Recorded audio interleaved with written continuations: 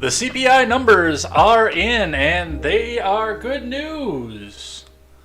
Until you remember the fact that the numbers that you're talking about inflating are inflating on top of the numbers from last year that were already also to this point, when compared to the fact that the year before they were down at 1.2%. So we'll talk about that, what this actually means, and what the news media is trying to tell you this is supposed to mean. In other news, Sam Bankman-Fried has been arrested. I know that we didn't really get to this story when it was new, but we are going to talk about what the charges mean and what the government is going to do about it, because they are never going to let a good crisis go to waste. So we'll talk about that and what that means. New York offers up a bill that will allow its people to go and sue the oil companies for climate negligence, trying to mimic and trying to get their way using the Texas laws a model, and it's probably not going to go anywhere, but we'll talk just a bit about that. And if we do get to it by the end of the show, this is something I really don't care about because we all saw this coming, but Biden signs the Marriage Equality Act to the tune of Cyndi Lauper's True Colors. It is going to be all this and more. We are back. I am Jay Edgar, and this is Contemporary.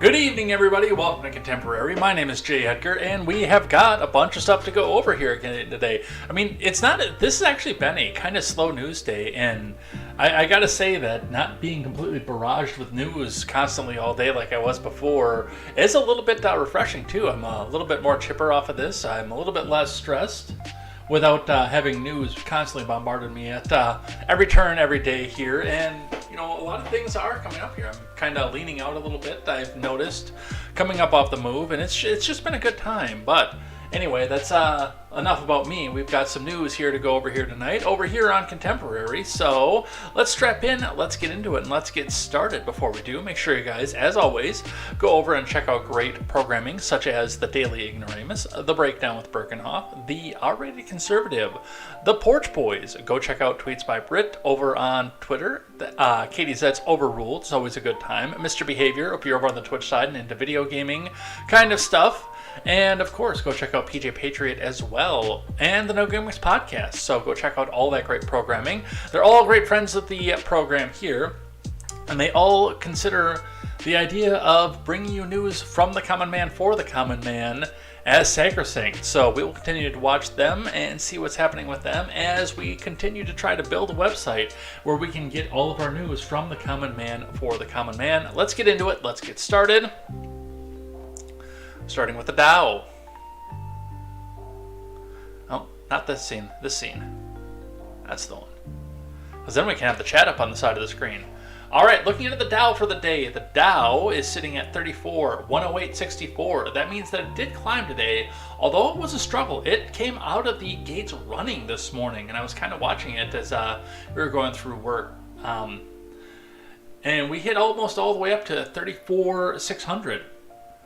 Throughout the day today, but of course it dropped down.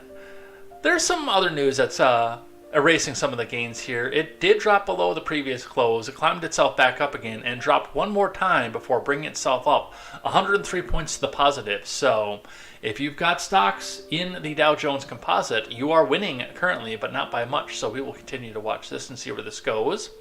Looking at your Bitcoin, which is took a significant jump, two significant jumps throughout the day, ending today up 591 US dollars, or 3.43%, not 300%.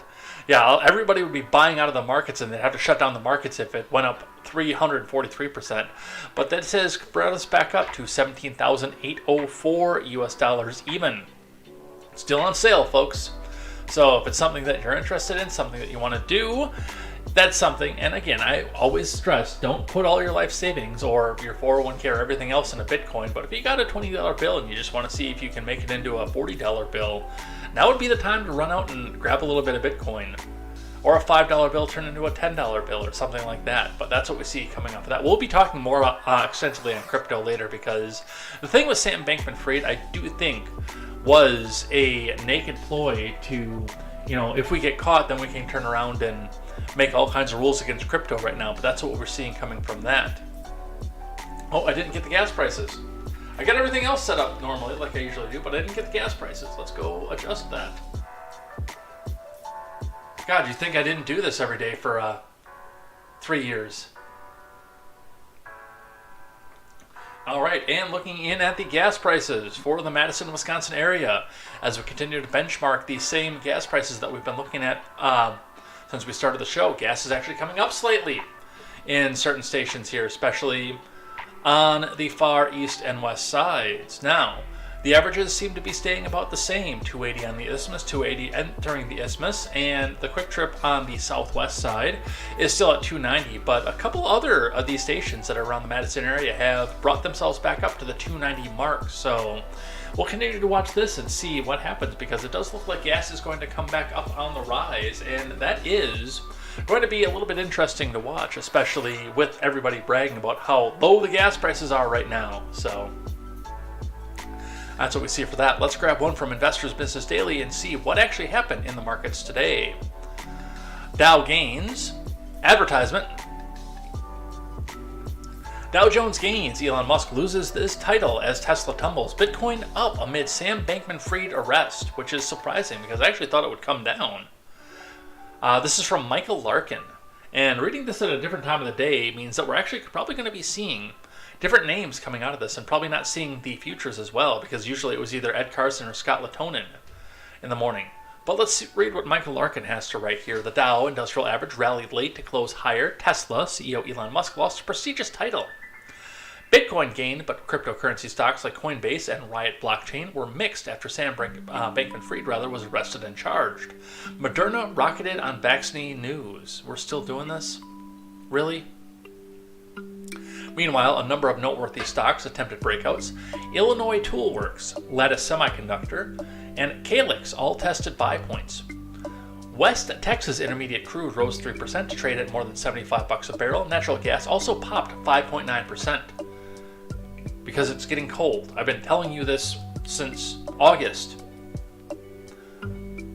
All right, CPI data cools, but crunch Fed meeting awaits. Stocks were initially given a big boost after the release of consumer price index data for November. Prices were up 7.1% year over year. This was lower than October's reading of 7.7% and better than the 70.3% consensus forecast. Core prices, which exclude food and energy costs, rose 6%, also below October's reading of 6.3% and better than the 6.1% consensus. Core CPI had the smallest monthly increase in over a year.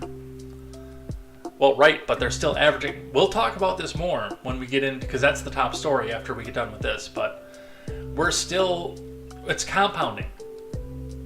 Like, if you were seeing 7.7 after the entire year of 8.3, if you were seeing 7.7, let's not even go to entire year. Let's say that the inflation took off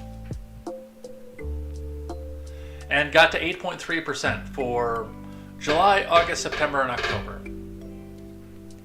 And then now you drop down to 7.7, but the caveat is in the previous year, it was 2.2. At that point, I would say that inflation is getting better.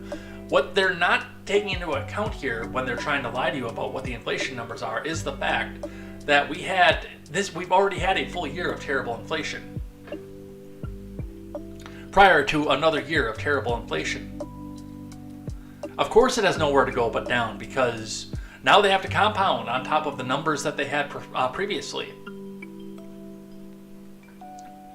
But enthusiasm cooled off as the morning wore on. Traders seemed to be taking stock of the fact that a crunch Federal Reserve meeting started today. The Federal Open Market Committee, or the FOMC, will announce its latest interest rate move tomorrow, with Fed Chair Jerome Powell giving a news conference afterward. Owanda senior market analyst Edward Moya said the CPI report supports the idea that the Fed could be done with hiking rates after the February meeting. They shouldn't. I'm going to tell you right now, as much as I want to get into the housing market, they should not be lowering rates right now. It is not the time. The Fed might not have to take rates to 5% or higher, and that is surprising news for stock traders, he said in notes to clients. Fed tightening is looking like it will need just a half-point increase tomorrow and a 25-point increase in February. You're going to be sorry. You really are. The NASDAQ and the small caps move higher. The NASDAQ fared the best out of the major indices, rising 1%. Match fared well here with a gain of 7.7%, which tells me that cuffing season is here, and a lot of people didn't get into cuffing season. The S&P 500 also faded, gaining 0.4% rather. Halliburton, because of course it's Halliburton, was strong here, rising 7.9%. Yes, that's right, they start to get to collect some of the profits off of all the weapons that mysteriously just disappeared into the Ukraine. Generals gathered in their masses. The S&P sectors nearly all positive, with energy and real estate faring best. Consumer staples was the only area to close lower. Small caps fared well, with the Russell 2000 up 0.8%.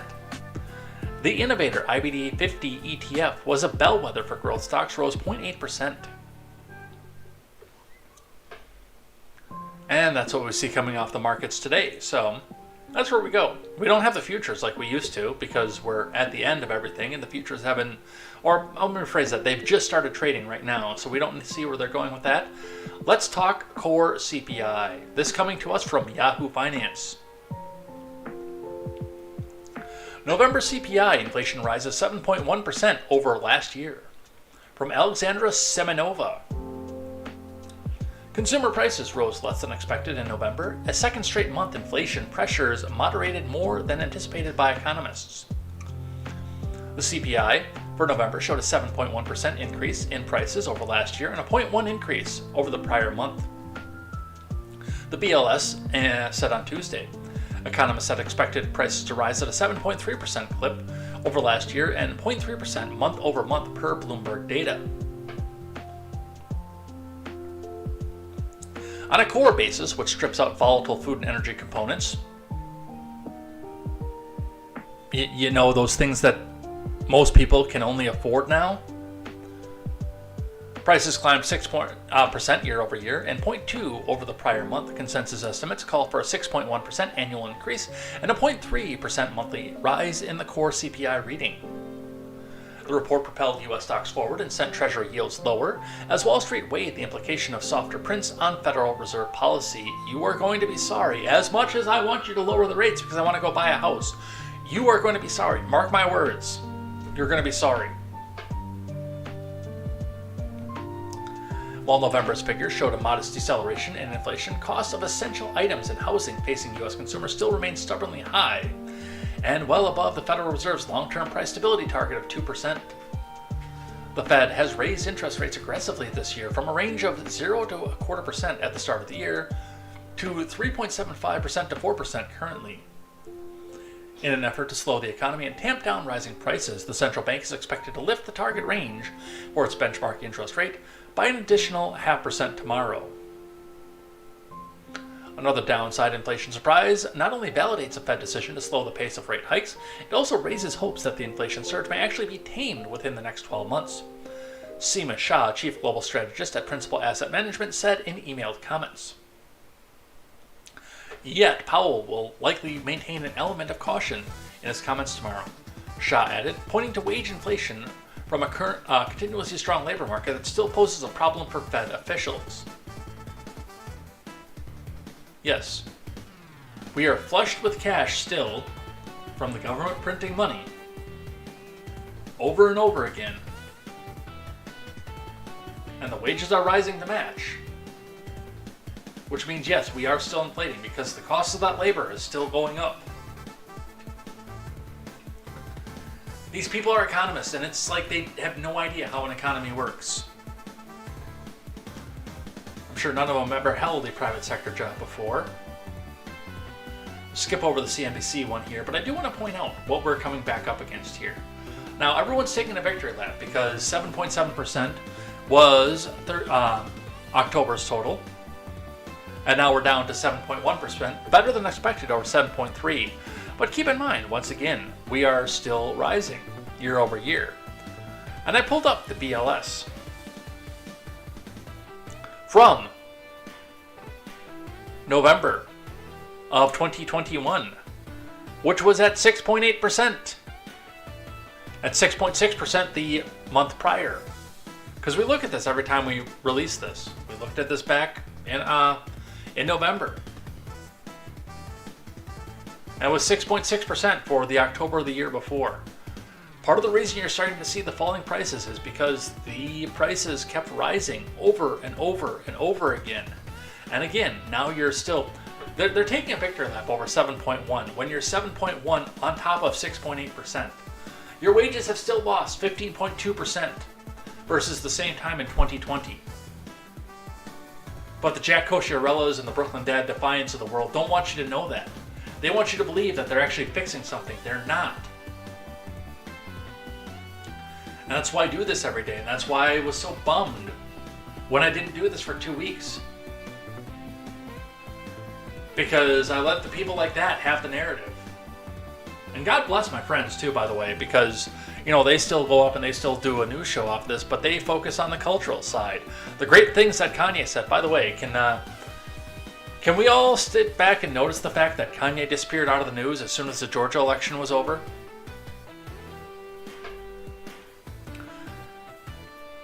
But there is nowhere else to go for inflation but down. Talk to me when we find negative inflation.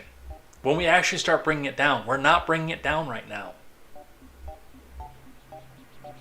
But, you know, they want to have you believe what they want to have you believe. Let's talk Sam Bankman-Fried. From Politico, federal prosecutors charge Bankman-Fried with massive years-long fraud.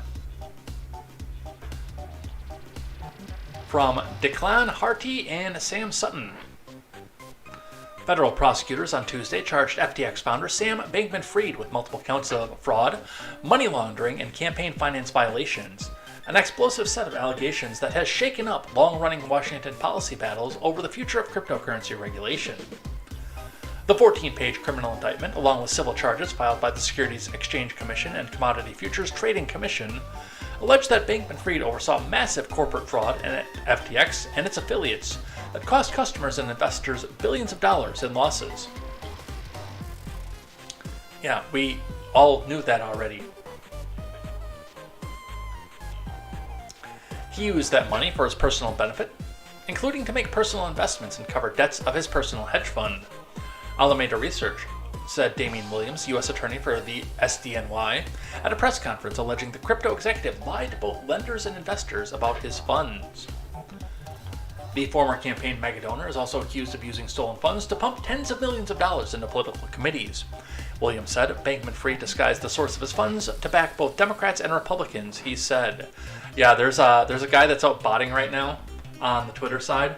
He's just going, because people are coming back and talking about this guy only donated to Democrats. He only donated to this and this. He's got a chart, and this chart just happens to show that the top donor, the top recipient happened to be a consensus, middle-of-the-ground neocon Republican in a safe district.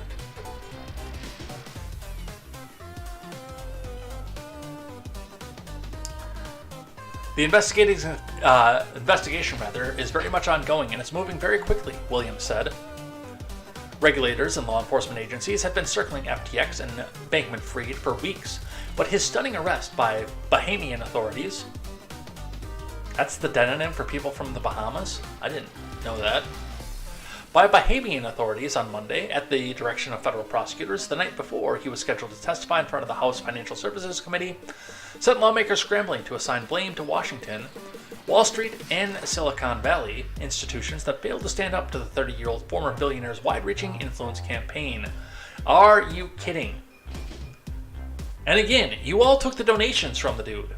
I don't understand what it is that you guys think that you want to do with information like this. You took the money with a smile on your face, and in fact got all the people who support your campaigns to get up on TV and say, I want to try FTX. Don't you want to try FTX? I'm famous. You should do what I say.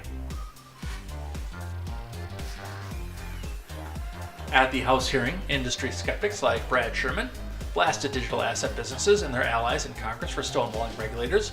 Pro-crypto lawmakers like Tom Emmer of Minnesota and Josh Gottheimer of New Jersey hammered the SEC for offering little guidance to digital asset businesses looking to go legit.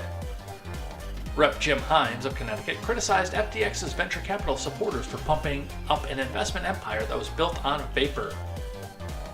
You know, like the US dollar.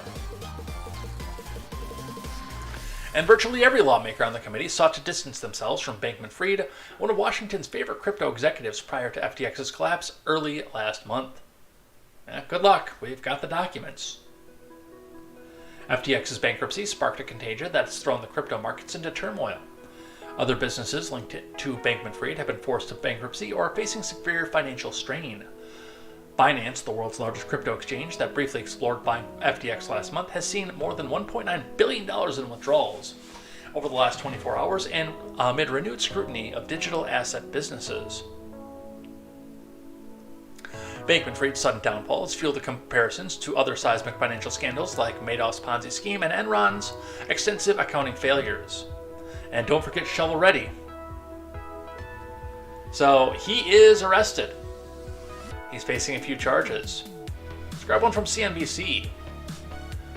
Sam Bankman-Fried diverted the FTX customer funds to donate to political campaign authorities charge. From Brian Schwartz and Dan Mangan. Federal authorities on Tuesday charged FTX co-founder Sam Bankman-Fried with using what they say was tens of millions of dollars of misappropriated customer funds to make illegal political donations to both Democrats and Republican candidates.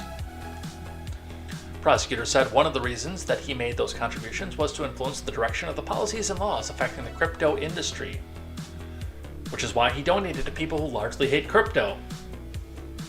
Don't you see? Bankman-Fried diverted customer assets held by FTX, a major crypto exchange, to a separate crypto hedge fund, Alameda Research, and the SEC charged in a civil complaint filed in Manhattan federal court. He then used those funds to make large political donations to make investments and buy lavish real estate, the SEC complaint alleged. Bankman-Fried used Alameda as his personal piggy bank for those purposes, the SEC said. A separate but related federal criminal indictment accuses Bankman-Fried and others of violating numerous federal campaign finance laws by, among other things, giving contributions of at least $25,000 to campaigns and political actions committees in the names of other persons. You know, the same way the union does. Prosecutors say there was a conspiracy by Bankman-Fried and others to also make corporate contributions to candidates and political action committees in New York that were reported in the name of another person, according to the indictment. Like what the AFL-CIO does, to donate to Democrats. That indictment, which likewise was filed in Manhattan federal court, includes other conspiracy and fraud counts against the 30-year-old. All of this dirty money was used in service of Bankman-Fried's desire to buy bipartisan influence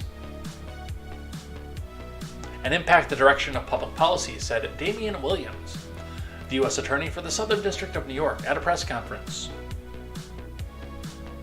In a letter Tuesday to Judge Ronnie Abrams, a prosecutor in Williams' office, wrote, "The government expects the evidence will show that the defendant defrauded FTX customers by misappropriating their funds for his personal use, including to invest for his own account, to make tens of millions of dollars of political contributions." Yeah, the problem that I have with this, and part of the reason that I didn't go through this when this was new, was none of this is anything new. That's the big problem that I have with this, is none of this is anything new. These are all things that have been done before. And yet people keep talking about this like this is some brand new thing. Well, it's not. Using corporate donations and misappropriating funds to go back and donate to political campaigns, that goes right back off to the AFL-CIO. That's part of the reason that they organize the way that they do, and they make sure in states that don't have right to work laws that you are breaking a contract. You cannot work in these businesses unless you're a member of the union.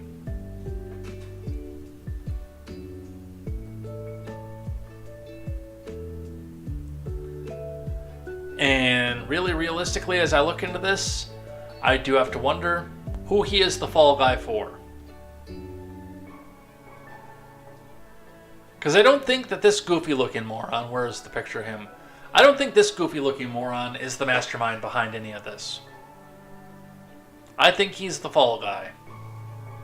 But we'll have to see once discovery comes.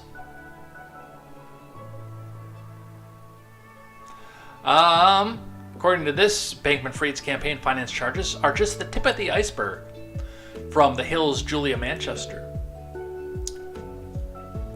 Sam Bankman-Fried is charged with violating a slew of campaign finance laws on Tuesday, marking another major blow for the former crypto leader.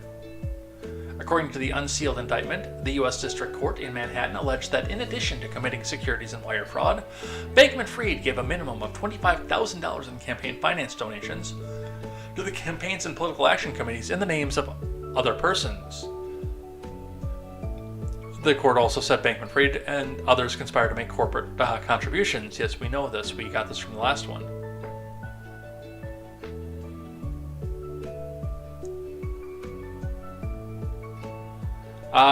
Do we actually have anything else? Yeah, according to Open Secrets, Bankman-Fried was the second biggest donor. However, only about $235,000 in donations from Bankman-Fried was publicly listed as going to Republicans. Interesting.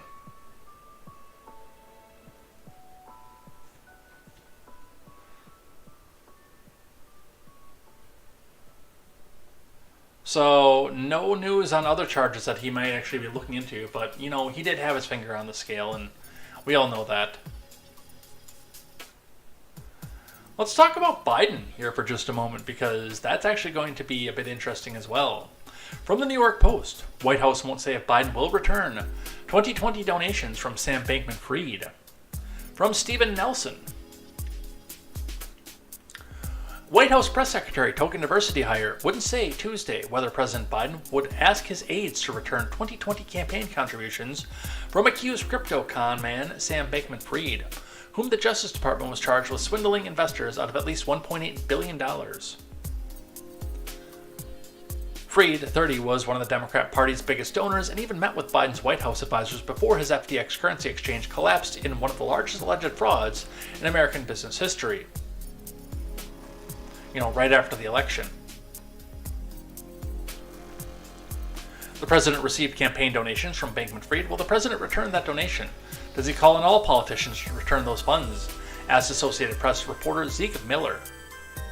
And we can actually watch that exchange. I have it up here. Before we do, I do want to say that, yes, I do expect, I know it's not going to happen, but my expectation from all politicians that are involved in this is that, yes, every last one of them should be giving back all of the donations that they got from FTX. Whether they have to go into their personal war chest, whether they have to go into their own salaries. Every penny needs to go back, so the SEC can get it back to the people who were swindled. Every single penny. Every last one. Let's listen to Token Diversity hire.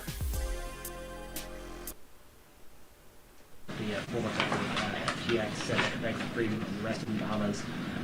The president received campaign donations, from him. Many prominent Democrats did, some Republicans did as well. Will the president return that donation? Does he call on all politicians who got campaign donations that may have come from customer money to return those funds? So look, I'm covered here by the Hatch Act, limited on what I can say, and anything that's connected to political contributions from here, I would have to refer you to the DNC. I'm asking the president's opinion, though. Does he want those people who...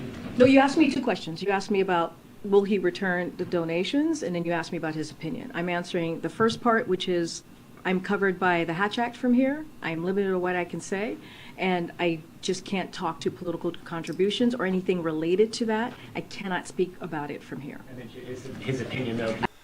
She actually can, by the way, because that is a form of accountability to the American people. She's not campaigning. She's saying, hey, yes, all that money that you threw at these people, you might get some of that back. That's not a Hatch Act violation. But because she's spending so much time avoiding this, that tells me that the answer is no. Which I kind of knew that it was going to be.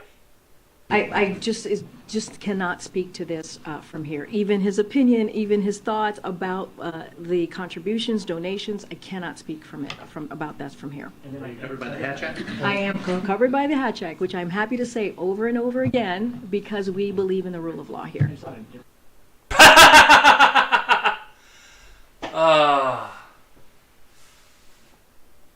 That woman has no problem lying whatsoever.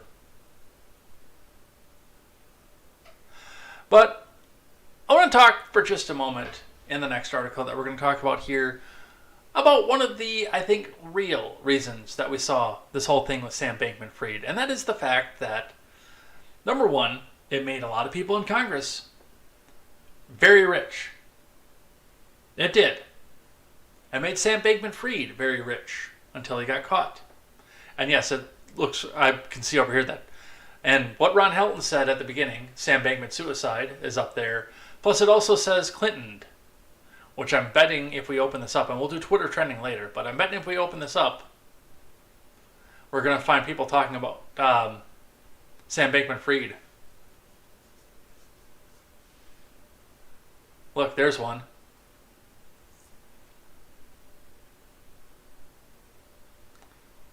Does anyone else find it odd that SBF was arrested the night before he was supposed to testify in front of Congress? And he'll commit suicide, aka Clinton. So we'll be watching that one. Wouldn't be surprised if we're talking about that tomorrow. But let's talk from CNBC for just a moment here, because that is the important part of this. Number one, yes, we got a lot of politicians rich. Number two, we got a lot of people afraid of using currencies other than the glorious sanctioned U.S. currency. But the big one is now we have an excuse to go out and make yet another set of laws, keeping people like you and me from getting in at just the right time on a new breakout cryptocurrency and getting rich off of it.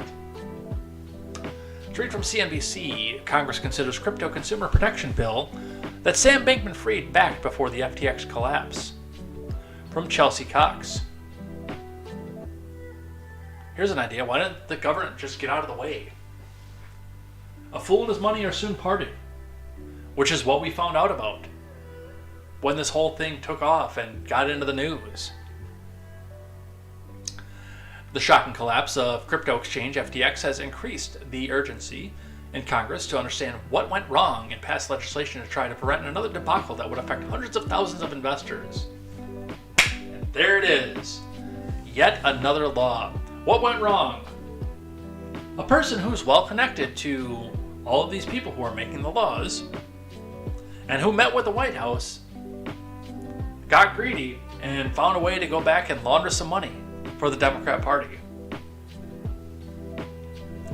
One bill, the Digital Commodities Consumer Protection Act, introduced in August, gives the Commodity Futures Trading Commission more authority to regulate digital commodities like FTX and keep you, the common man, from figuring out how to code something like this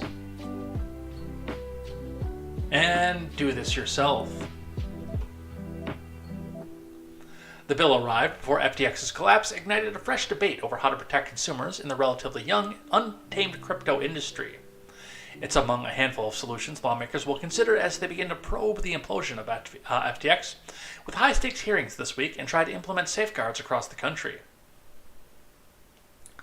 New FTX CEO John Ray is scheduled to testify before the House on Tuesday. Former FTX CEO Sam Bankman-Fried was also set to testify at the House hearing and had refused to testify in the Senate hearing set for Wednesday before his arrest in the Bahamas on Monday night.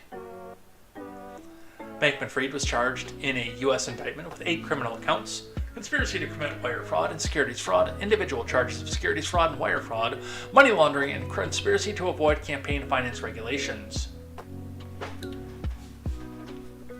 The company filed for Chapter 11 in November after revelations that Alameda Research, a trading firm founded by Bankman-Fried, had secretly borrowed and traded billions of dollars from FTX customers, and again, conveniently, right after the election.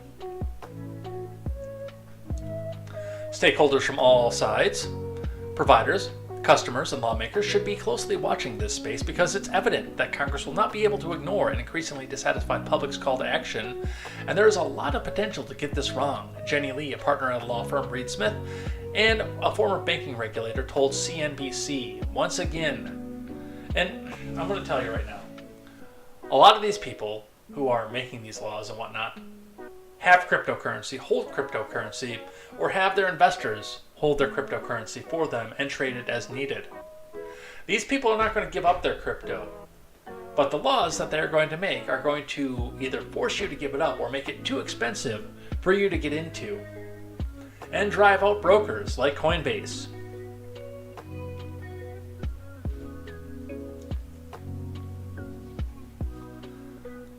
And there it is, just another excuse to make yet another law. But that's what we have. Seeing as how Fanning is here, we can talk about his home state now, which is great because that's next in the stack here.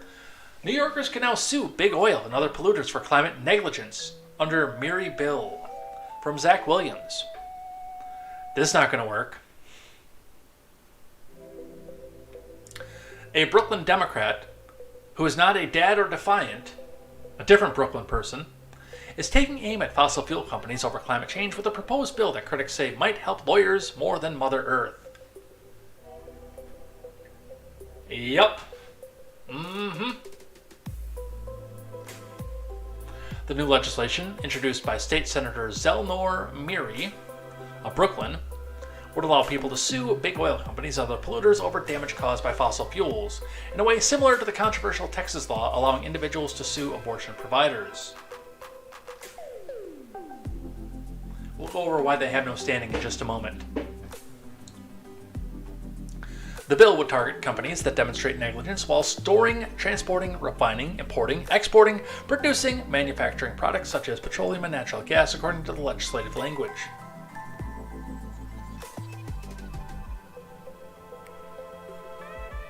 Okay, I want to remind everybody here that I am a CDL holder.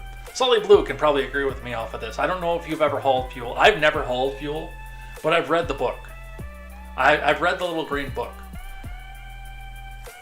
The transport alone, and I'm not just, I can't imagine that the manufacturer is any better, but the transport alone of fuel is one of the most heavily regulated industries in the world. If you're holding fuel and you've got just one little thing wrong with your vehicle, or if you're doing something stupid, you have no more CDL. You're done. And there's a good chance that your trucking company no longer is in operation, depending on the violation, of course.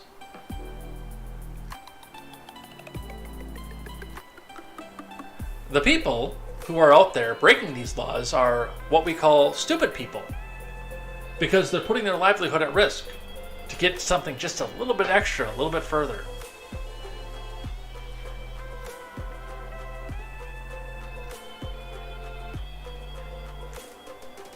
Let's see. The legislative memo notes that 63% of carbon dioxide and methane in the Earth's atmosphere was generated by just 90 entities, including US-based companies like ExxonMobil and Chevron, alongside foreign enterprises like Saudi Aramco. So what are you going to do? Sue Saudi Arabia?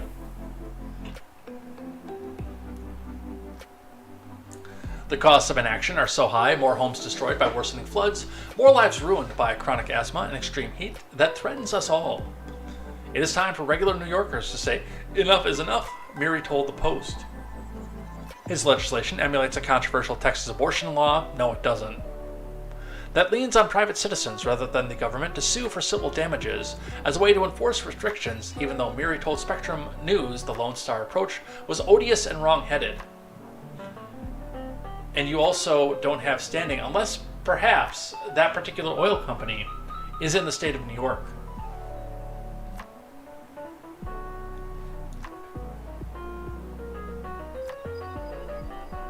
But if legislators can use private rights of action to cause harm and restrict access to health care, we should also... Oh, Jesus.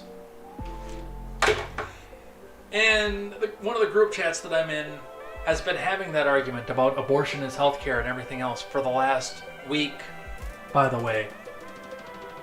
Restrict your access to health care! We're not even going to go down that, because that'll fill the next hour and 15 minutes by itself if I get ranting on that stupid argument. Critics, however, say the proposed New York bill is too impractical. We're not going to eliminate the use of fossil fuels anytime in the immediate future. We're dependent on it, but you're going to say the person who provides the essential product is going to be financially liable for it, Ken Polkowski, vice president of the Business Council of New York, told the Post. And that's exactly it, too. And that is a part of why they're doing... That is the part where this does mimic the Texas abortion law. Because the idea was to make abortion in Texas too expensive to consider doing, without actually having Texas itself go back in and put their hands into everything. And that's what they're trying to do. They're trying to make the cost of transporting fuel too high, which is why they're trying to get people to be able to sue across state lines, even though they won't have the standing to do so. But also, I would love to see this just pull that industry out of New York, because if they're going to keep voting for these people, which I don't think they're going to, and honestly I think one more blow from a Democrat is going to change the makeup of that state in a hurry.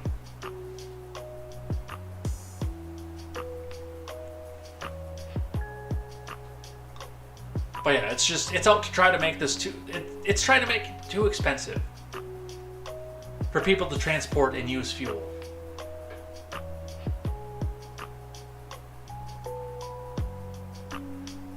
But hey, Quest, if you want to go make a quick buck and make the lawyers rich, which is the other side of this too, because you know every ambulance chaser is going to be out there saying, if you were harmed by the transport of fuel somewhere, if you have to breathe methane or carbon dioxide, call.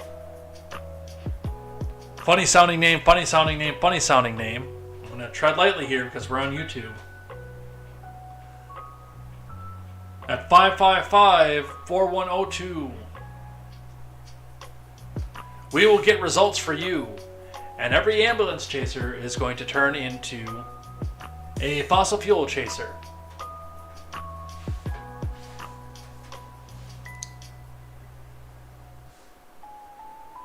Speaking of climate change, we get to laugh once more at the Honorable and Venerable Representative Alexandria Ocasio-Chavez. From the Daily Wire, AOC Climate Doc redefines box office bomb, averages $81 per theater in dismal opening weekend.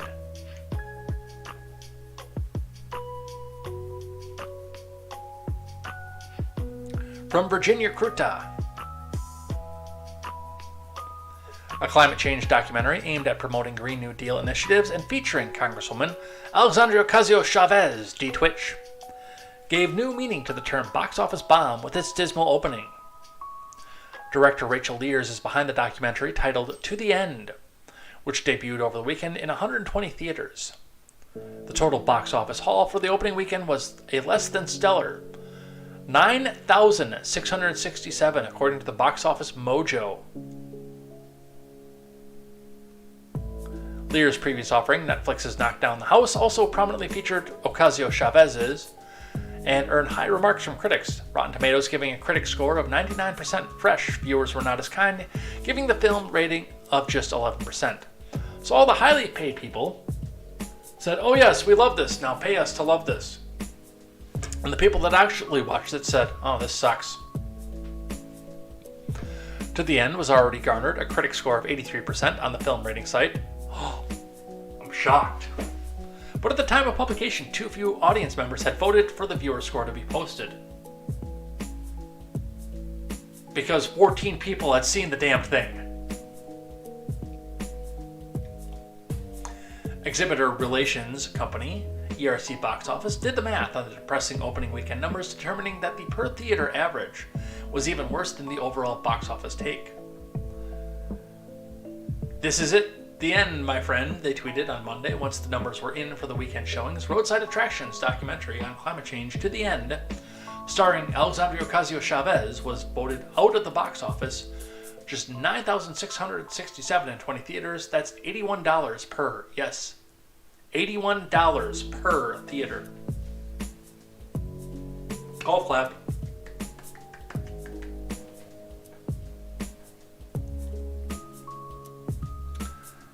And that's a part of what's going on with this too. It's the EV market is too expensive for the average American to get into. Plain and simple. We understand, and some of us do try to do things to mitigate our use of fossil fuels. It's a reality. I went from owning a truck that got 11 miles to the gallon to one that got 14 to one that gets almost 20 on the highway. Because gas was expensive. I wanted to save that. Plus, I didn't really want to have the emissions. Now, mind you, I'm probably not going to be buying anything newer because, now we've got the point where the government can just shut you down remotely, and my 14 doesn't have that kind of feature, but... And the other big push is to try to get into these vehicles that do have the remote access function, like a Tesla. But realistically, the people that want to go and get lectured to already believe this whole hog. And the rest of America just doesn't want to get lectured to.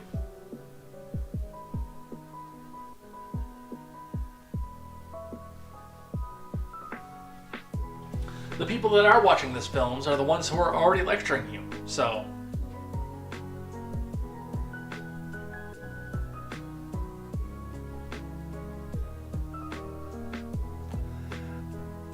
That was just funny. I kind of wish there would have been an AOC quote so I could have done AOC voice. Let's talk Florida. From CNN, DeSantis targets the pinkpox vaccine manufacturers and CDC in latest anti-vaccine moves. From Eric Bradner and Kit Marr.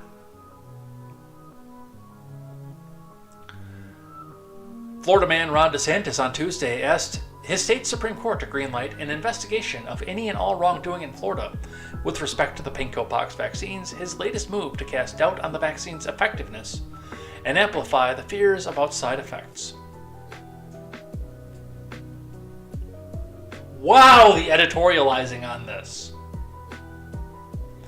In the petition filed with the Florida Supreme Court, the Republican governor requests the impaneling of a grand jury to investigate a broad group of entities associated with the development, distribution, and promotion of the vaccines, including pharmaceutical manufacturers and their executive officers, as well as medical associations. DeSantis also said Tuesday he was launching a Public Health Integrity Committee, a panel that would counter the U.S. Centers for Disease Control and Prevention, which DeSantis said is not serving a useful function. It's really serving to advance narratives rather than do evidence-based medicine. The panel would assess guidance and actions from federal agencies such as the National Institutes of Health, US FDA, and the CDC. DeSantis made the pinkpox vaccine skepticism his calling card. Oh my God, the editorializing. Why do they editorialize so much?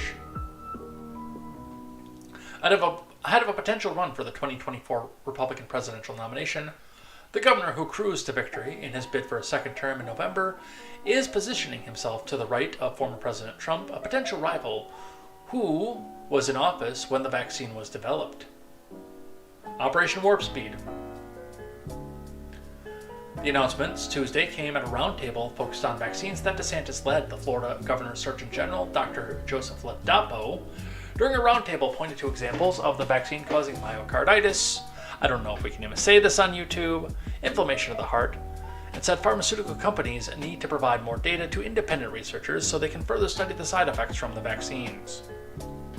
My position on the vaccine stands, and still stands to this day. If you want the thing, go get it. If you don't, then go watch The Price is Right. It's plain and simple. If you want it, get it. If you don't want it, don't get it. End of story.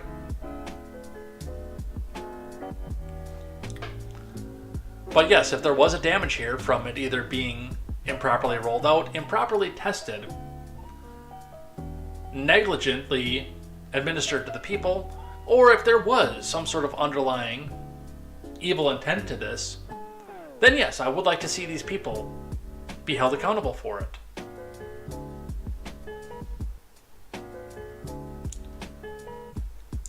But that's what we have for that. But the poll numbers are also not looking good for the former president. Ron DeSantis outflanks Trump on the right with his calls for the COVID vaccine probe. From Mark Caputo. For about a year, Trump's confidants, advisors, and boosters have worried that the Florida Governor Ron DeSantis was positioning himself to get to the right of former president over the issue of the pinko-pox vaccine. DeSantis, who is mulling whether to challenge Trump in the 2024 primary, deepened those suspicions on Tuesday. At a roundtable he convened of the skeptics and opponents. Yes, we know that already. DeSantis was a major booster of the vaccines last year and once called them life-saving, but he later turned against them, mirroring a shift in conservative Republican opinion. By January, he refused to say if he even got a booster, and that prompted Trump, whose Operation Warp Speed led to the rapid development of the vaccines, to take a thinly veiled shot at him, albeit not by name, for being gutless. Gutless, okay? The decision by DeSantis to now investigate the vaccines was widely panned by those in Trump's orbit. Prior to this, his position was identical to Trump's, and he advocated for the efficiency and safety of the vaccines. That's his record, said Roger Stone, a longtime advisor to Trump and an outspoken critic of DeSantis. Look, I'm going to tell you this right now. I would like to see an investigation. I actually would. I'd like to see a glance into what actually happened with these vaccines. I think we need that. And if it doesn't come out with anything criminal, then we sweep it under the rug and we move on to the next thing. If it does come out with something criminal, we charge the people responsible and move on with our days. End of story. Over.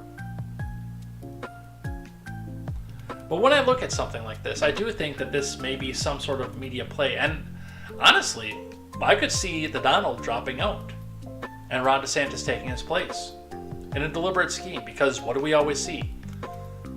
When the Donald takes aim at Ron, the media turns and starts to fawn over Ron. Every time. Like clockwork, in fact. And I do think that there's some exchanging going on behind the scenes. But we will see what happens with that. In the polls because of this as well, from Fox News, 2024 showdowns. Biden tops Trump, but trails DeSantis in national polls, potential matchups, honk honk. From Paul Steinhauser, a new national poll suggests Republican Ron DeSantis of Florida topping Democrat President Biden in a hypothetical 2024 presidential election matchup, because they are terrified that the Donald will run again and win. However, the same poll suggests that Biden leads former President Trump. The survey from the Suffolk University and USA Today also indicates that Republican voters would prefer DeSantis over Trump as their standard bearer in 2024 by double digits. DeSantis would edge Biden by 46.6 to 42.7 if both faced off against each other in the 2024 general, according to the poll, which was conducted December 7th through 11th. However, Biden tops Trump's 47.3 to 39.5 in a potential rematch of their 2020 presidential election showdown. The survey of 1,000 registered voters nationwide indicates Biden's lead is up from 4-point margin in the Suffolk University survey in October. I don't buy it. I really don't. While the poll points to Biden's favorable ratings ticking up in recent months, although they are still underwater, support for him seeking a second term has declined from 45% in autumn to 40% now among all voters. Less than a quarter of those questioned say they wanted to see Biden seek a second term in the White House, with just over 2/3 saying no. But the problem there is who runs against him. Who actually becomes the standard bearer? And I don't know the answer to that question. Because they don't have anybody. Or Mayor Pete? Yeah, he's been embroiled in enough stuff that he is toxic. Kamala Harris couldn't break 1% in the primaries the first time. And I think people do see through her shtick. Kyrsten Sinema's not a part of the party anymore. What are you going to do? Run Bernie Sanders again?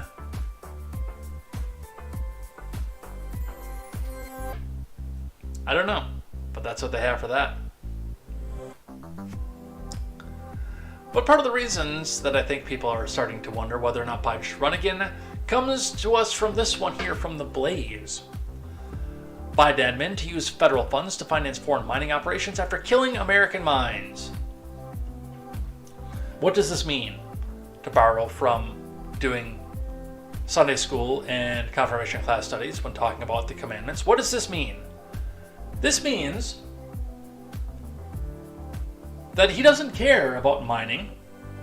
He doesn't care about the climate change, the methane emissions, the diesel emissions, or anything else. He cares about you not having an effective job and then going into a miserable service industry. There are people that make very good money off the service industry, but results are not typical in that.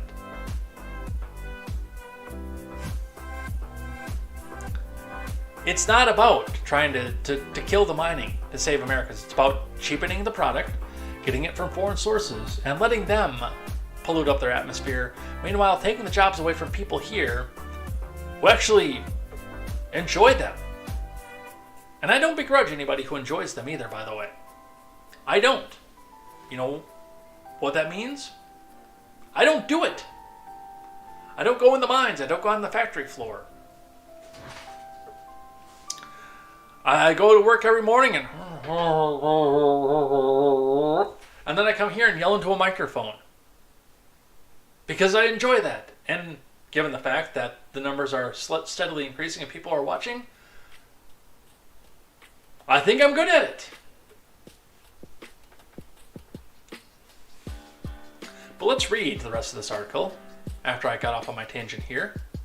From Joseph McKinnon.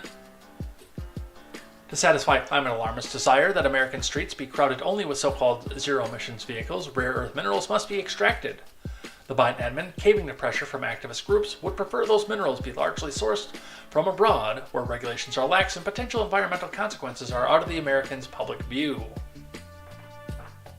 And nobody can make a sustainable job mining those minerals. And those miners over here, with the fact they're trying to draw people in to go do that, are making bank. Like, they're not CEO level making bank, but compared to your average Starbucks worker, they're making bank.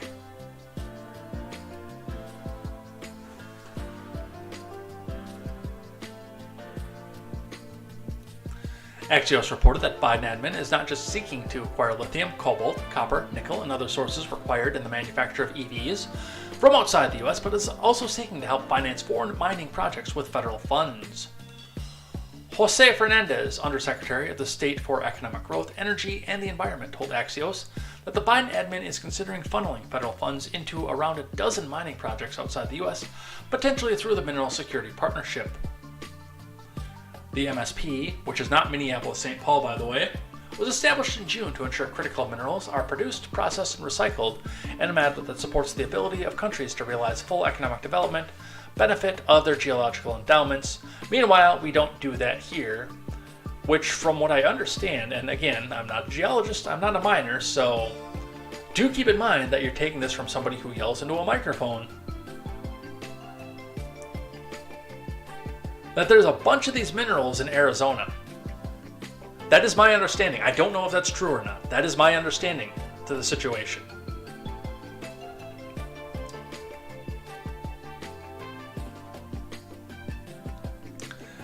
The end use of these critical minerals are so-called clean technologies like EVs and solar panels that are powered by coal. So take your job away and give it to some foreigner.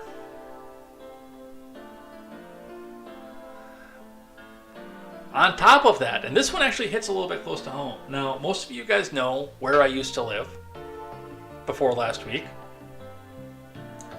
And that was the fact that I was just outside of Janesville, which means that the story we're about to read from Mopar Insiders took place right around the corner from where I used to live. I knew people that worked in this factory.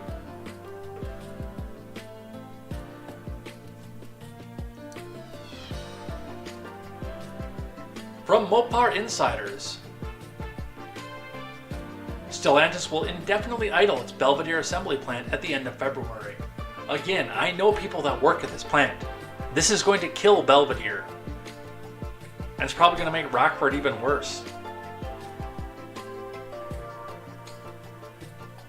From Robert S. Miller.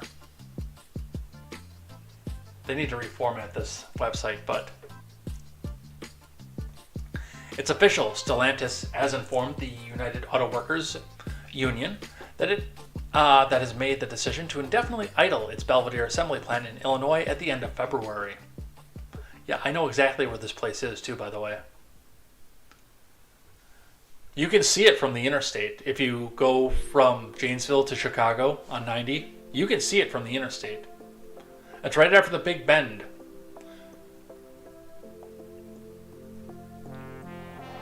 For those of you who are familiar with the region, which I think is just a few of you, like MK and why can't I think of his name? Chilaga. Thank you. Like if MK and Chilaga show up here, they can probably tell you stories about where this place is. But yeah, if you're coming down on 9039 out of Janesville, out of Wisconsin, going into Illinois, 39 will cut off at one point and run down the backside of Rockford to go down to the airport. That'll split off to your right.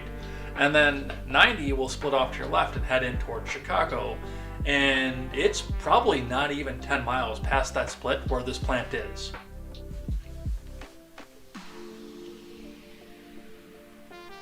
The 5 million square foot facility, about 70 miles northwest of Chicago, has continued to be the hardest hit Stellantis plant in North America during the semiconductor crisis and currently only manufactures the Jeep Cherokee, a slow seller in the current Jeep portfolio. Reminder that the engine for the Jeep Cherokee up until, what year did they shut that down? 2009, 2010 I think it was made in Kenosha. The facility has been producing the mid-size Jeep Cherokee as its sole product since June 1st, 2017. Before the Cherokee, the plant produced a trio of small vehicles consisting of the Patriot, Compass, and Dodge Dart.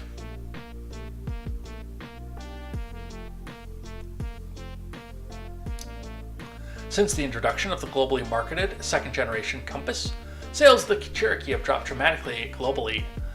The plant went from a 2-shift operating pattern in 2019 to just 1 in July of 2021. However, on Friday, the UAW was informed of the decision to idle the facility. Terrible news for those who have stuck it out during the constant on-off production during the pandemic and the semiconductor crisis, who have only learned that they will have jobs just weeks before Christmas. Stellantis said in a statement that it will make efforts to place those indefinitely laid off employees in open full-time positions as they become available. There was also the mention that they are seeking other ways to repurpose the plant, but no official details were released. Now, I want to remind you, I guess I didn't put the article up here, but I found this by looking through the Daily Wire earlier on today, that the production is not going to stop, and we'll be talking about courts here talking about this as well, and why they're laying them off here, but the production is not going to stop. In fact, they're changing over the Jeep lineup into EV. So it's not going to stop, it's just moving to Mexico. From courts, Stellantis has blamed rising EV costs for idling an Illinois plant that makes Jeep Cherokee. From Ananya Bhattacharya.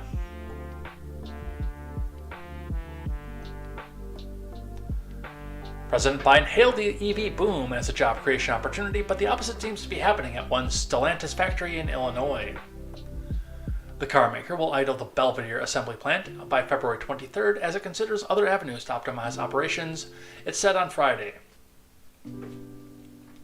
The company, which was formed in 2021 as a result of Fiat and Peugeot merging, said the industry is grappling with the pandemic-related challenges and the global microchip shortage. It specifically blamed costs related to EV manufacturing for its decision, which comes on the heels of disappointing sales for the Jeep Cherokee model built at the Illinois plant. And by the way, this is all a little bit funny to me because it was not that long ago that this plant was making all sorts of Chrysler vehicles. The Jeep, obviously, the Charger was made out of that plant. The Challenger was made out of that plant.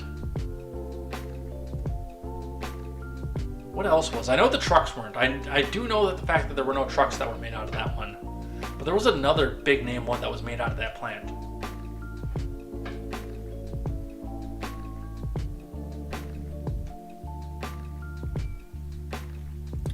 And then they come back out and talk about this.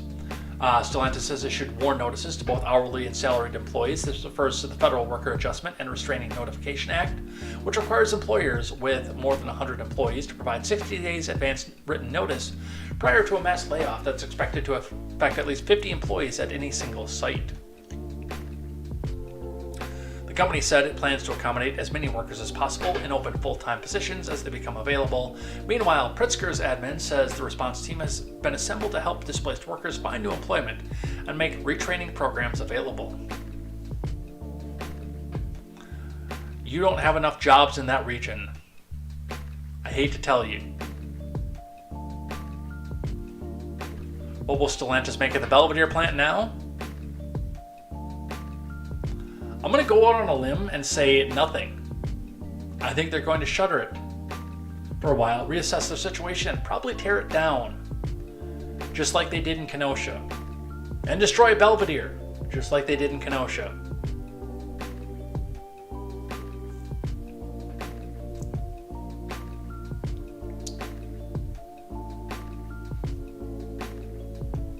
The automaker said it's working to find ways to repurpose the factory, but UAW is not so sure. Tim Ferguson, the shop chairman for UAW Local 1268, which represents the Illinois plant's hourly workers, thinks Stellantis plans to shutter the plant. He told Reuters that the company documents show Cherokee production being moved to Stellantis' Toluca, Mexico plant.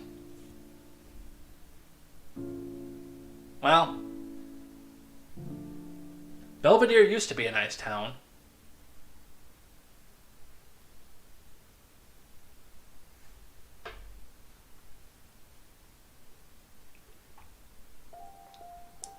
Alright. I didn't want to get to this. I wanted to run out of time before we got to this because, this was a foregone conclusion. But we'll read this one here, and we'll read one here from our friends over at NPR. Biden signs the Respect for Marriage Act reflecting his and the country's evolution. And this is from Domenico Montanaro. And remember, it's been 2 weeks since we've had to say it, but NPR needs your money, comrade. That's right. They can operate on government subsidy, but not well, and they need more money to purchase microphones that they will use to pad the situation. and tell you why capitalism is evil for everybody except for them. So make sure that you hit that donate button, because they need our money, comrade. That's right, it's not your money, comrade, it's our money. So let's see what it is that they have to say, and let's read on.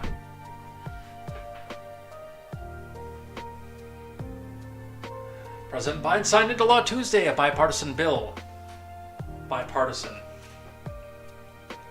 That codifies same-sex and interracial marriages with a large celebration on the South Lawn of the White House. The president spoke before a crowd of thousands gathered to celebrate the federal protections in the Respect for Marriage Act, and ignore the fact that most of it is taking away religious freedom from people who don't want to recognize it. The road to this moment has been long, but those who believe in equality and justice, you never came up, man.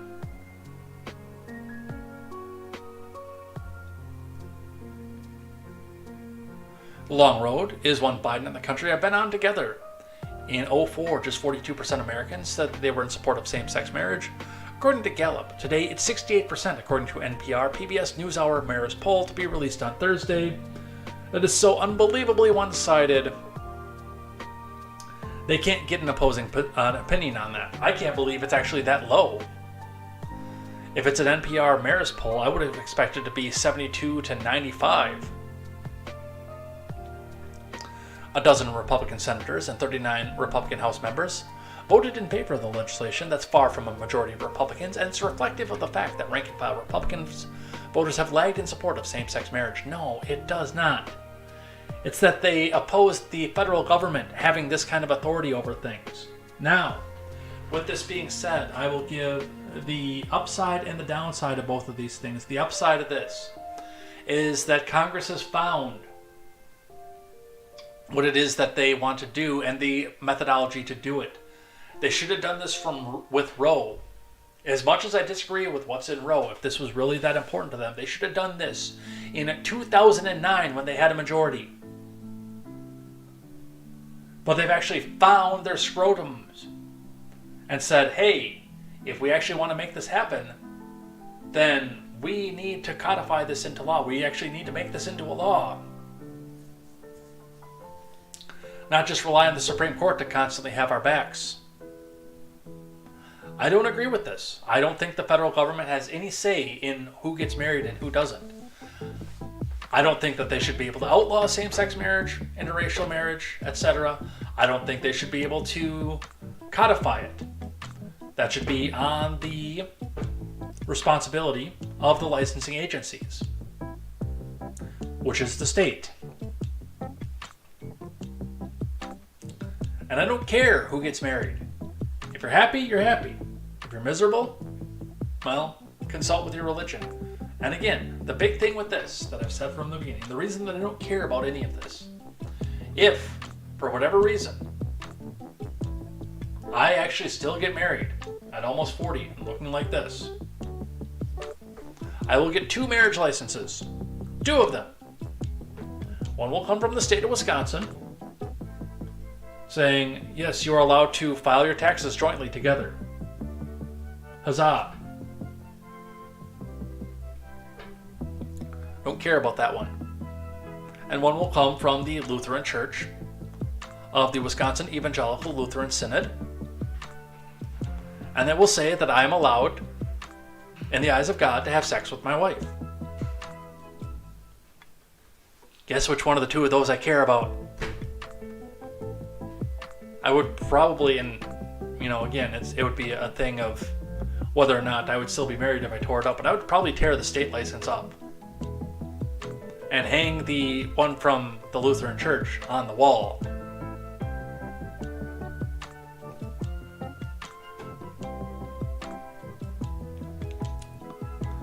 But again, if they're actually going to do that, and don't forget to donate again, by the way, because they just reminded us again. If it's really this important to them, then yes, make a law and then go back and answer to your voters about it. See who's really in support of it and who isn't, and who has a seat and who doesn't at the end of all this.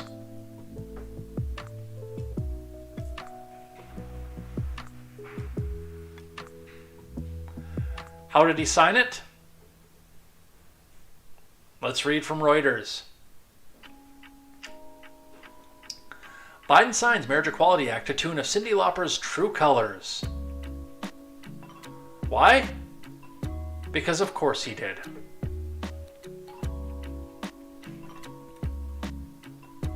From Steve Holland.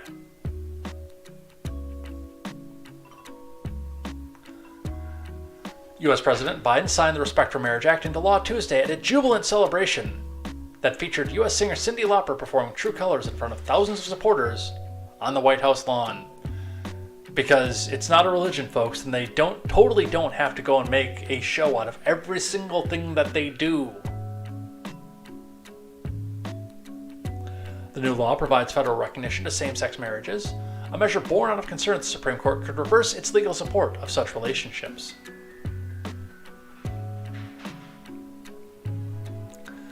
Cheers erupted from the crowd as Biden signed the bill. Marriage is a simple proposition, man. Who do you love? Okay, that sounded a lot cooler when George Thorogood said that, but... Who do you love, man? And will you be loyal to that person that you love, man? It's a lot more complicated than that. The law recognizes that everyone should have the right to answer these questions for themselves. Today's a good day, man. Come on. The event featured performances by pop icons Lauper and British singer Sam Smith. I'll give you a hint. I only know who one of those people is.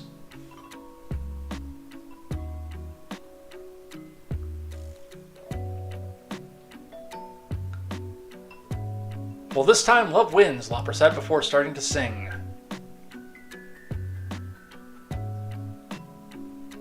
It's not a religion, folks.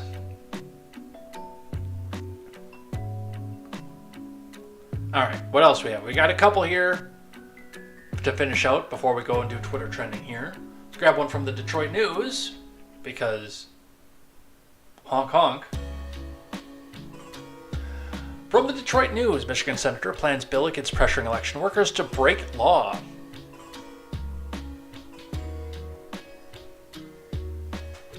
I got this feeling this is probably already illegal. From Craig Mauger.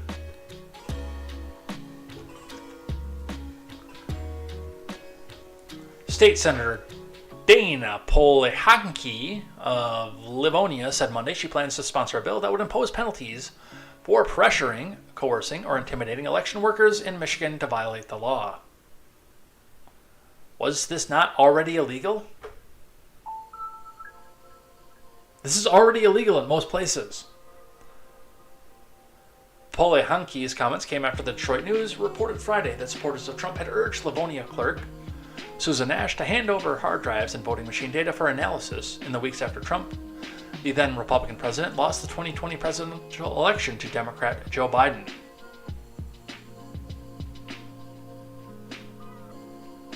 In a statement to AG Dana Nessel's office earlier this year, Nash said that one of the exchanges she had about the equipment left her feeling threatened, and after she refused to go along with the request that to make the hard drives and data available, the Livonia clerk told family members she would not break the law, according to a statement.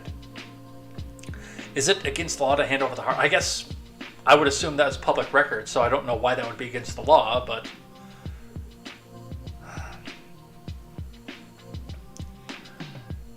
it seems to happen with impunity, therefore it continues, Polehanki said of the pressure directed at election workers. I think it would be a smart legislation. That's my big question again, is this not already against the law? Because putting pressure on somebody to commit any other crime, coercion, to commit any other crime in the world is against the law.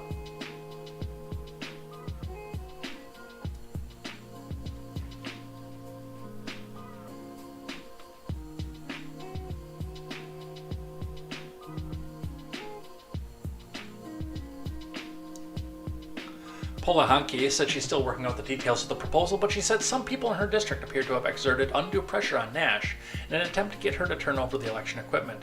Do we have names? Do we have videos? Do we have some sort of documentation of this? Can we arrest these people?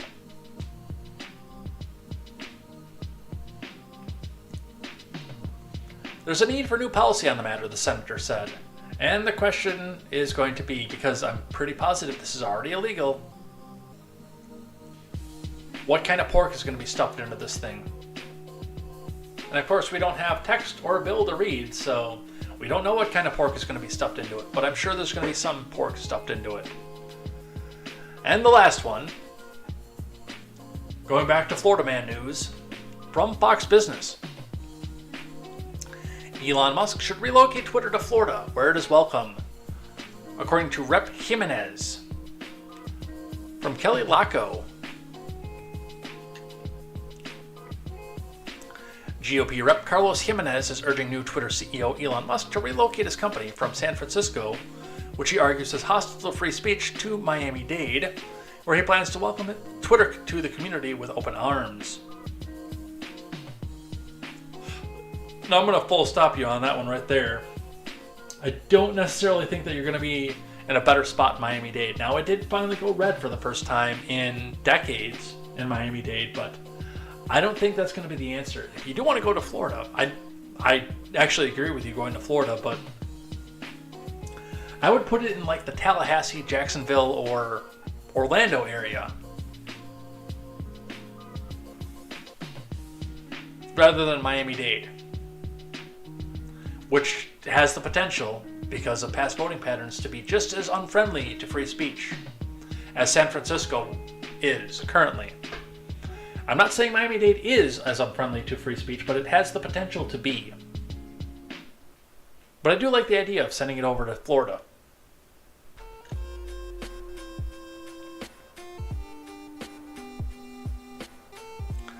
As a member of Congress, it has come to my attention that the city of San Francisco has recently weaponized its public resources to unfairly target your new company, Twitter, Jimenez wrote in a letter to Musk, first obtained by Fox Business. For years, we have witnessed the steady decline of the city of San Francisco from an innovation and a tech hub to a city that is openly hostile to diversity of thought and intolerance to those who refuse to conform to the leftist dystopia that has been established there.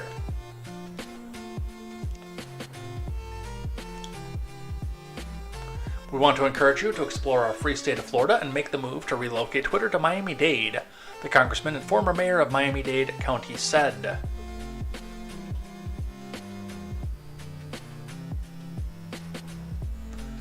Jimenez touted the growing Miami-Dade's technology hub laws that protect intellectual property and other incentives for companies as factors that would benefit the company if it moves its headquarters. We do not defund the police.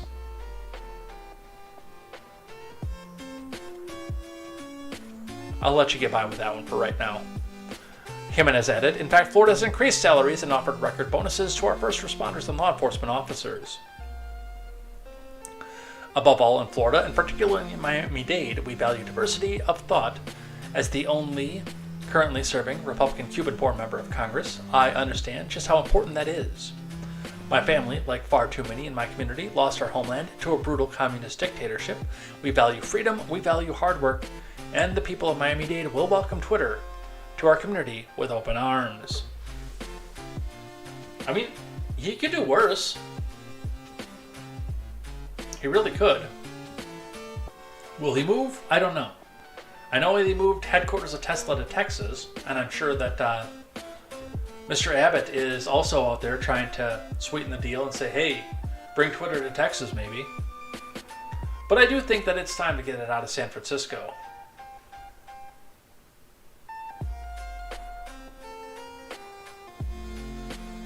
But with that, we are done with the news. And what's the last thing we do on Tuesday?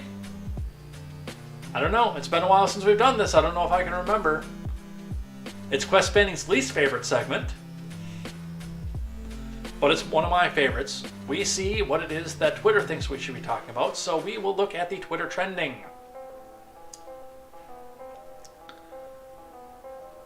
Oh, that's actually going to bum me out if that's true. So, the last thing we do on Tuesday is we look through the 5 top Twitter trends and see what Twitter thinks that we should be talking about rather than what we did talk about. And it looks like we are pretty far off from what Twitter thinks that we should be talking about here. So we're going to start here with number 1, Holiday Gift Guide, and see probably what people are hashtagging out for Holiday Gift Guide. Oh, it's a Walmart contest. I'll give you a sixth one because I don't like Walmart. And literally, this is just a post of a wall of Walmart. Alright, we're going to skip number 1. Number 2 is going to be Messi. Team Messi, the official Twitter account of Team Messi, a global fan movement founded by Adidas to create everything messy. Lionel Messi wins his 4th Man of the Match award at the 2022 World Cup. No player has more. Messi is the best there's ever been. Lionel Messi is the oldest man to ever score 5 goals in a single World Cup. That's actually kind of impressive, I'm not going to lie. In fact, one of the reasons that I've always said that I don't like to watch soccer is because, and this is when I was living in Kenosha, if I wanted to sit for 4 hours and watch people not score, I would take my friends to the bar. I will be careful with that joke because I know that is an antique.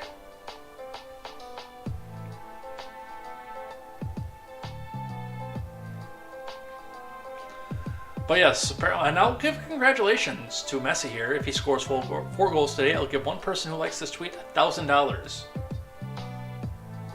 Can't hurt. I don't know anything else out about this, but it looks like he scored 5, so... Congratulations. Actually, that is an accomplishment, and that I will say.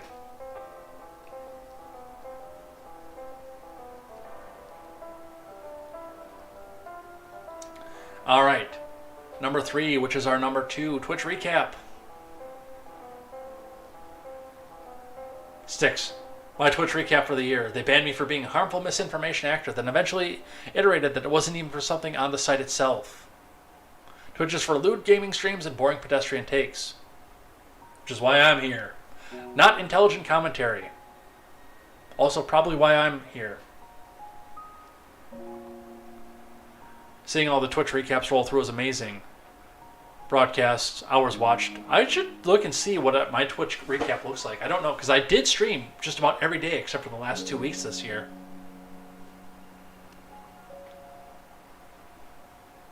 The Spiffing Brit says, a great 3 years on Twitch. Can't wait for another 3 of not streaming. Haha! Oh, I didn't even see what it was that he had to do.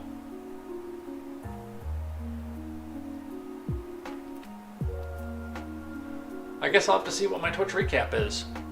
I never even thought, because I never knew about it. I didn't go and do one last year. Even though you guys bumped me up to affiliate last year, so...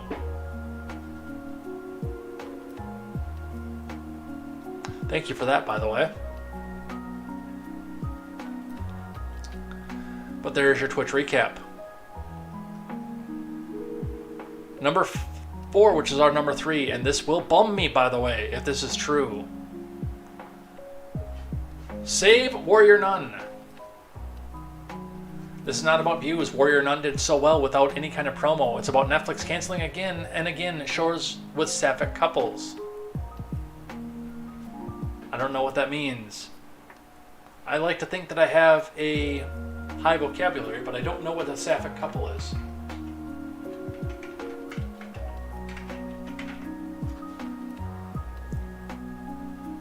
Sapphism, an umbrella term for attraction or relationship between women, whether they identify as lesbian, bi, pan, asexual, trans, or queer.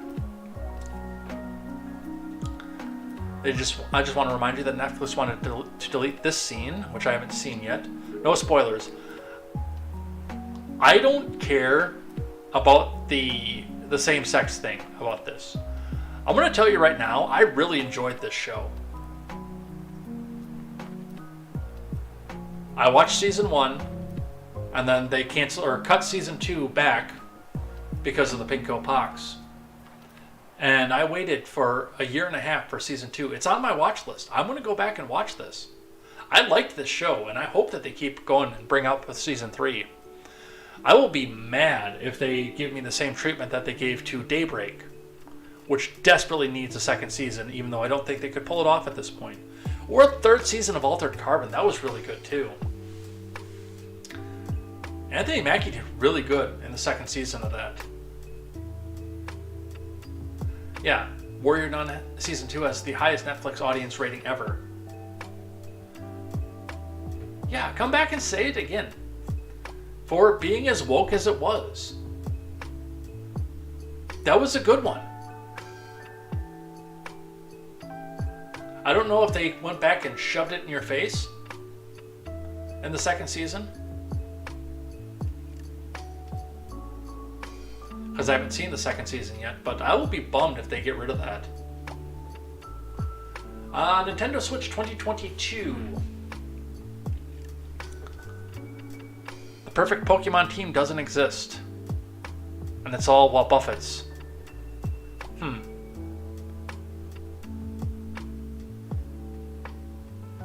I'd like to play some later Pokemon games. But it looks like we're talking something about Nintendo Switch for 2022 and it has to do with Pokemon. I don't know, I haven't watched an E3 in a long time, so... And a lot of it's in Japanese, too, so... I don't know. And the last one will be Dante. Oh, the Milwaukee Bucks. Giannis blocks Dante. Dante DiVincenzo now has 3 threes this quarter.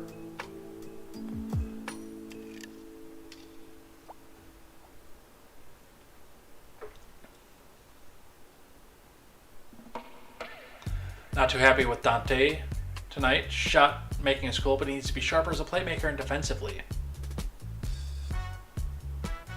So, I'm gonna be completely honest. It's like when K-pop trends on Twitter. I have no idea what's going on here. I don't pay attention to the NBA. It's, to me, one of the most boring sports out there. But apparently, Dante DiVincenzo had something really bad happen to him, so... Or maybe he did really, really good with hitting 3 threes. I don't know. I don't know enough about the sport to opine on that. But that is your Twitter trending for the day. And I think we're done. Well, it's been interesting, and it's been a long time since I've had a contemporary that didn't go 2 hours. I've actually blocked out 2 hours for this, so we'll get you guys back to your family, get you guys back eating here. This is the new time slot, by the way, because my new job has put me up at a start time of 7:30 in the morning, so obviously we can't do contemporary at 7:30 in the morning and be at work at the same time, so this is the new one here, so we'll see what's happening with this. Let's find somebody on Twitch to go raid with, for those of you who are watching over there. Thank you, by the way. I always say it, thank you. If you're watching on Twitch, oh look, they gave me an alert for Twitch recap. Who is playing right now? Go Dahlia. No, I don't want to go to Dahlia. We could go raid Merkel. Kim Merkel. I like Kim Merkel. She's fun. But we're going to head out of here for the night, so let's find outro music and let's get to it.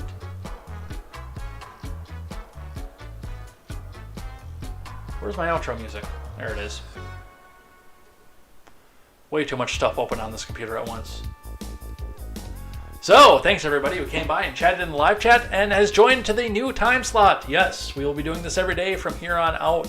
And I do enjoy it. And I miss it when I don't come back and read the news for you guys, because we sit and talk about the important sides of things, and I sit and talk about why I think this affects the common man rather than what people like Anderson Cooper have to say about it. So we'll be back here tomorrow to talk about more news, more headlines, and what happens in the next 22 hours. Looking forward to that. Looking forward to seeing what it is that are in the direction the the country's going in. So come back and join me 6 p.m. Central Time for more news, more headlines, and more contemporary. Definitely looking forward to that, and hopefully maybe we'll get some of the moving boxes out of the background too. I am going to try to tackle some of that here tonight after we get off air, but I do need to go back and take a shower too, because it is that time as well. We will see you here next time for more news, and until then, I'm Jay Edgar, and this is Contemporary. Stick around on the Twitch side, we'll go rating, and we will see you next time. And also, by the way, make sure you guys go check out Porch Boys, which will be starting in about 20 minutes. So take care. We'll see you next time.